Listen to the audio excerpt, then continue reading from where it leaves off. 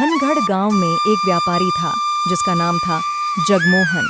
वह बहुत ही चालाक और लालची था। गांव में किसी भी चीज का वह सबसे सस्ता सौदा करने के लिए जाना जाता था, लेकिन उसका लालच उसे बहुत बड़ी मुसीबत में डालने वाला था। उसका मानना था कि सस्ते में खरीद कर महंगे में बेचना ही असली व्यापार है। गांव में एक दिन एक नया व्यापारी आया जिसका नाम था रघु। रघु अपनी अजीब सी चीजों के साथ गांव में आया था। वह बाजार में जोर जोर से चिल्ला रहा था, सामोसा ले लो, ताजे गर्मा गर्म सामोसे। जगमोहन ने सुना और सोचा, कहां से यह नया व्यापारी आ गया और सामोसे बेचने की क्या बात है। वह जिज्ञासु होकर बाहर आया और रघु के पास पहुंच गया। रघु अपने छोटे से ठेले पर खड़ा था और बड़े उत्साह से सामान बेच रहा था। क्या बेच रहे हो भाई? सामोसा साहब, ऐसा सामोसा जिसे खाओ तो आपकी सारी थकान दूर हो जाएगी। समोसा? और वो भी ऐसा जो थकान दूर कर दे?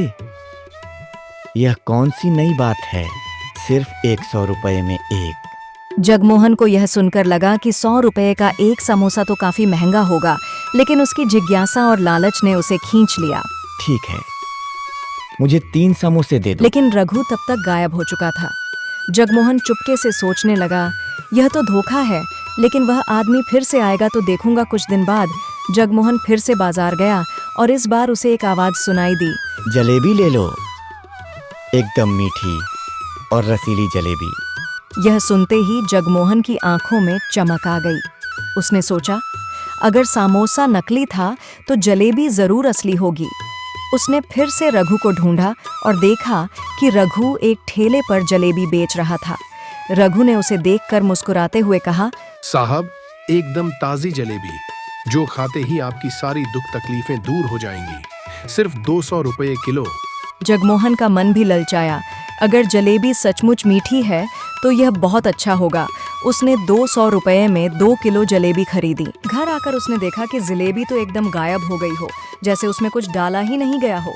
उसने जलेबी को हाथ भी नहीं लगाया। उसने देखा कि जलेबी तो असली जलेबी नहीं थी, बल्कि केवल चीनी और रंग से बनाई हुई नकली जलेबी थी। यह क्या है? यह तो धोखा है। लेकिन रघु फिर से गायब हो चुका था। एक दिन फिर से गांव में रघु की आवाज सुनाई दी, अपना नाम ले लो, सिर्फ 5000 रुपए में अपना नाम अमीरों की लिस्ट में डालो। क्या मतलब है? आप अपना नाम बेच रहे हो? जगमोहन का लालच जाग उठा। उसे लगा, अगर मेरा नाम अमीरों की लिस्ट में शामिल हो जाएगा तो मैं और भी ज्यादा सम्मानित हो सकता हूँ। उसने 5000 रुपए देकर इश्क लिया, लेकिन जब कागज खोला तो उस पर लिखा था, लालची आदमी। यह देखकर जगमोहन को समझ में आ गया कि रघु ने उसे धोखा दिया है, लेकिन वह अब भी सबक लेने के बजाय गुस्से में था। रघु ने जो ठगने का खेल शुरू किया था वह अब और भी दिलचस्प हो चुका था। गांव में अब तक कई लोग उसके चक्कर में आ चुके थे और वह हर बार नए तरीके से लोगों को धोखा दे रहा था। परंतु इस बार उसकी चाल कुछ अलग थी। रघु ने एक नया संदेश दिया जो हर किसी को आकर्षित कर रहा था। अगर आप चाहते हैं कि आपकी सारी समस्याएं खत्म हो जाएं, तो मैं लाया हूं एक जादुई पंखा। जो भी इसे चलाएगा उसकी सारी मुश्किलें तुरंत खत्म हो जाएंगी। यह जादुई पंखा कितना महंगा है? यह पंखा बिल्कुल खास है साहब, केवल 10,000 रुपए में मिलेगा और इससे आपकी सारी दुख दर्द की समस्याएं खत्म हो जाएंगी। जगमोहन ने सोचा, अगर यह सच है तो मुझे जरूर इसे खरीदना चाहिए। उसने तुरंत 10,000 रुपए दिए और पंखा ले लिया। घर पहुंचकर उसने पंखा चालू किया, लेकिन जैसे ही पंखा घूमा उसके सामने एक और अजीब घटना घटी। पंखे से सिर्फ एक कागज गिरा जिस पर लिखा था, तुमसे ज्यादा लालच और किसी का नहीं। यह पढ़कर जगमोहन का चेहरा उतर गया। उसे समझ में आ गया कि रघु ने फिर से उसे धोखा दिया था, लेकिन इस बार वह सिर्फ गुस्से में नहीं था, बल्कि उसने ठान लिया था कि अब वह रघु को कभी नहीं छोड़ने वाला। अब मैं तुझे छोड़ूंगा नहीं रघु। रघु ने जितने भी लोगों को धोखा दिया था उन सभी ने अब एकजुट होकर उसे सबक सिखाने की ठानी। गांव में एक बड़ा पंचायत बैठने वाला था। गांव के सभी लोग जो रघु से ठगे जा चुके थे एकत्रित हुए और उसे पकड़ने के लिए एक योजना बनाई। रघु अब तक समझ चुका था कि उसके पास बचने का कोई तरीका नहीं है, लेकिन उसे यह भी पता था कि उसे अब भी कुछ लोग बेवकूफ बना सकते थे। रघु, मेरे पास अब और कोई रास्ता नहीं बचा है। इन लोगों को और कैसे बेवकूफ बनाऊं? रघु ने सोचा कि वह फिर से अपनी चाल चला सकता है, लेकिन इस बार सब कुछ अलग होने वाला था। पंचायत के दौरान जब सभी लोग एकत्रित हुए तो गांव के सरपंच ने सबको बताया, सरपंच, रघु को अब सबक सिखाने का वक्त आ गया है। हमें यह तय करना है कि उसने जो किया वह सिर्फ धोखा नहीं था, बल्कि इसने पूरे गांव का विश्वास तोड़ा है। गांव वालों ने रघु को एक जगह पर बिठाया और एक एक करके उसे अपनी बातें बताईं।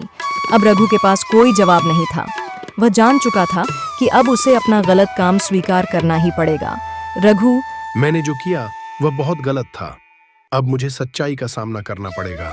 रघु, तुम्हें अपने किए हुए सारे कामों की सजा मिलनी चाहिए ताकि तुम और कोई व्यक्ति इस तरह का धोखा न दे सके।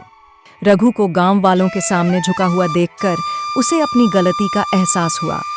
अब वह कोई बहाना नहीं बना सका। सभी गांव वाले उसकी गलती स्वीकार करने के बाद उसे सजा देने के लिए तैयार हो गए।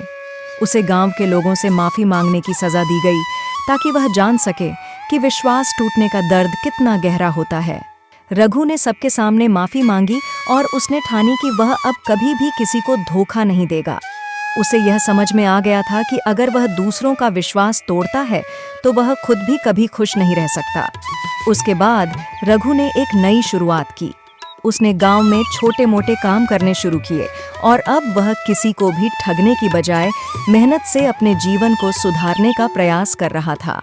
गांव में लोग धीरे धीरे उसे माफ करने लगे, लेकिन साथ ही यह भी समझने लगे कि धोखा देने वाले लोग कभी भी सही रास्ते पर नहीं चल सकते। इस प्रकार रघु ने अपनी पुरानी आदतों को छोड़कर एक नई दिशा में कदम रखा। अब वह गांव के लिए एक आदर्श बन चुका था, जो दूसरों से सीखा था और खुद को सुधारा था।